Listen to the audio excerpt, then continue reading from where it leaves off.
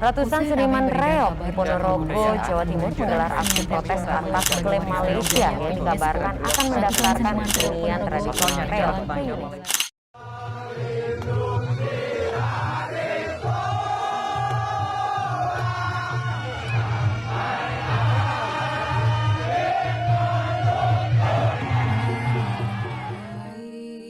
Kamis 7 April 2022, isu yang ramai dibicarakan di media sosial yang beredar di dunia maya tentang reog Ponorogo, warisan budaya tak benda yang diklaim negeri jiran, Malaysia.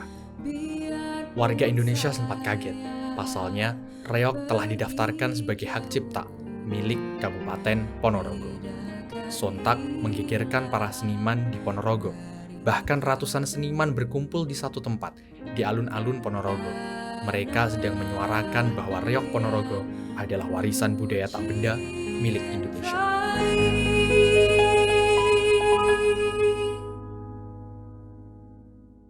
Engkau ku hargai.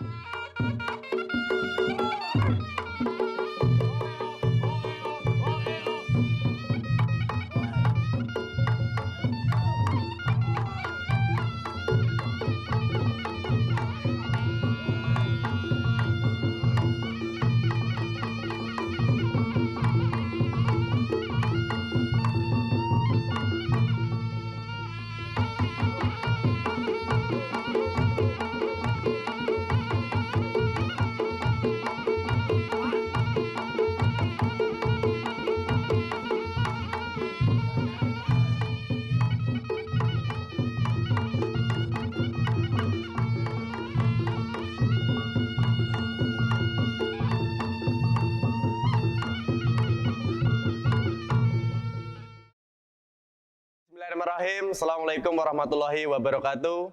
Saya Ridwan Miftahul Haji, pendiri Sanggar Tari Kaulo Bantarangin dan juga Kepala Pengelola Sanggar Tari Kaulo Bantarangin. Reog Ponorogo. Kesenian yang sangat-sangat membumi di masyarakat Ponorogo. Reog berkembang terjadi dua versi. Yang pertama adalah versi Ki Ageng Kutu dan yang kedua adalah versi Bantarangin. Ki Ageng Kutu adalah reog yang berkembang yang sekarang ini dinamakan reog obyok. Di mana reog ini adalah satir dari Ki Ageng Kutu untuk Raja Bhre-Kertabumi V atau Raja Brawijaya ke-5 yang dimana tunduk pada ratunya atau istrinya. Kemudian reog versi Bantarangin yang sekarang ini disebut reog festival itu adalah reog versi Panji di mana terdiri 5 tokoh. Yang pertama adalah Warok, yang kedua Jadil, yang ketiga Ganong, yang keempat Klono, dan yang kelima adalah Singo Barong. Reog versi Bantarangin sangat dicintai dan sangat familiar di kalangan usia dini, remaja, dan juga dewasa. Karena setiap tahun reog versi Bantarangin ini dilombakan dalam bentuk festival, yaitu Festival Nasional Reog Ponorogo dan juga Festival Reog Mini. Saya dari tahun 2017 mengembangkan Sanggar Tari Kaulo Bantarangin, sanggar tari berbasis sekolah yang 70% berkurikulum reog. Pada dasarnya adalah pendidikan karakter reog yang digunakan dalam edukasi sanggar. Jadi ada 3 pilar di sanggar. Yang pertama adalah edukasi, kedua kekaryaan, dan yang ketiga adalah pelestarian. Dari tahun 2017 kami berjuang menyajikan bagaimana pendidikan seni reog khususnya dapat masuk dalam pendidikan non-formal atau yang biasa disebut sanggar tari. Kemudian reog Ponorogo sekarang ini sangat berkembang sekali, bukan hanya di Indonesia, bahkan sudah ada di beberapa negara, yaitu di Hong Kong, Taiwan, Jepang, Belanda, dan juga di Amerika juga ada. Reog Ponorogo sangat berkembang sekali, bahkan di wilayah kesenian reog ini disebut dengan the big mask in the world, atau yang biasa disebut adalah penari topeng raksasa atau penari topeng terbesar di dunia. Reog Ponorogo ini sangat ikonik sekali, dan di tahun 2022 ini reog akan diusulkan Indonesia ke warisan budaya tak benda dunia yang hari ini masih berjuang bersaing bersama tempe, budaya sehat jamu, kolintang, dan tenun sumba. Semoga reog Ponorogo ini yang nantinya benar-benar dapat diakui oleh UNESCO dan nantinya akan jauh berkembang seantero jagat raya. Reog Ponorogo yang sekarang ini berkembang sangat-sangat familiar dan diminati oleh kalangan dari usia dini.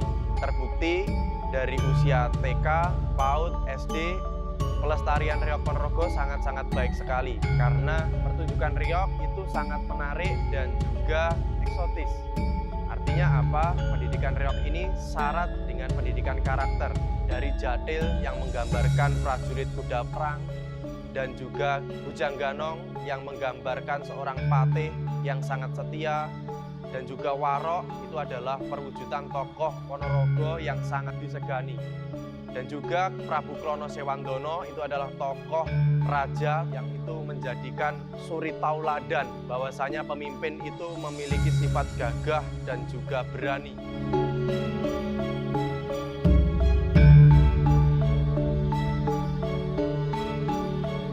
Itu adalah perkembangan reog Ponorogo yang sekarang ini dari seniman reog melaju bukan hanya untuk berkesenian tapi juga berekonomi kreatif. Selain untuk berkesenian ataupun pelestarian, reog Ponorogo ini juga bisa digunakan untuk usaha ataupun pentas hiburan atau pentas yang itu bisa untuk menghasilkan finansial, terutama yaitu bisa beberapa pengrajin untuk berjualan merchandise seperti kaos, seperti topeng ganongan, topeng merak, dan lain sebagainya. Ini adalah bukti bahwasanya reog Ponorogo ini juga menghidupi seniman Ponorogo, tak hanya reog sebagai hiburan, tapi juga bisa menghidupi senimannya sendiri. Reog Ponorogo dengan isu klaim hari-hari ini menjadikan api yang menyulut untuk seniman reog itu sendiri. Tapi kami tetap berpositif thinking bahwasanya reog yang berkembang di Malaysia itu pun juga saudara-saudara kami yang dari Ponorogo kemudian bekerja di Malaysia, yang itu juga memperkenalkan reog Ponorogo di negeri jiran.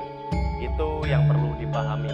Artinya apa? Kita tidak khawatir sekali bahwasanya klaim itu akan terjadi. Akan tetapi dengan adanya isu klaim ini memberikan efek kepada kita seniman-seniman reog ini lebih semangat lagi dalam upaya pelestarian, membuktikan bahwasanya darah reog itu memang mengalir di Ponorogo, di Jawa Timur, di Indonesia. Ini yang perlu digarisbawahi. Tapi terlepas dari itu, sebenarnya orasi-orasi yang dilakukan oleh seniman reog di jalan-jalan, di depan Paseban, itu adalah bukti bahwasanya kami sangat bangga dan mencintai reog Ponorogo. Hanya saja itu, jadi tidak ada orasi yang membuat brutal, orasi yang kita itu merendahkan negara Malaysia, tidak. Tapi adalah itu bentuk semangat kami untuk menunjukkan bahwasanya seniman reog itu dapat beraksi dengan pertunjukan yang estetis sekali. Jadi terkait dengan isu klaim ini saya kira memberikan motivasi tersendiri oleh seniman reog tersebut. Reog ini sangat-sangat butuh pertolongan, apalagi di masa pandemi ini jelas kita kehilangan panggung pertunjukan. Banyak seniman yang kehilangan pekerjaannya, banyak dari pengusaha itu kehilangan hasil dari reog Ponorogo itu sendiri. Jadi kami mohon dengan hormat kepada Bapak Menteri Kemendikbud untuk memberikan prioritas pada tahun ini. Reog Ponorogo ini menjadi nominasi yang pertama yang akan diusulkan ke UNESCO. Harapan kami ke depan Reok Ponorogo semoga terus jaya dan dikenal di seluruh mancanegara. Semoga Reok Ponorogo senantiasa memberikan manfaat, Reok Ponorogo terus jaya, rahayu, lestari. Perkenalkan, nama saya Ginanjar Heru Cahyo. Saya adalah salah satu pengrajin dari puluhan pengrajin di Ponorogo. Dan sing dibuat barongan nggih punika niki antara lain niki kayu dadap. Kayu dadap niku kayu sing empuk tapi ulet, Mas. Niki menjalin niku rotan. Terus niki kulit kambing saged, kulit sapi nggih saged. Terus corekan niki tergantung selera masing-masing. Selerane nggih saged dibuat macan tutul, macan gembong, terus macan putih sing ngoten nika. Niki pembuatan niki paling minimal 15 hari sudah jadi.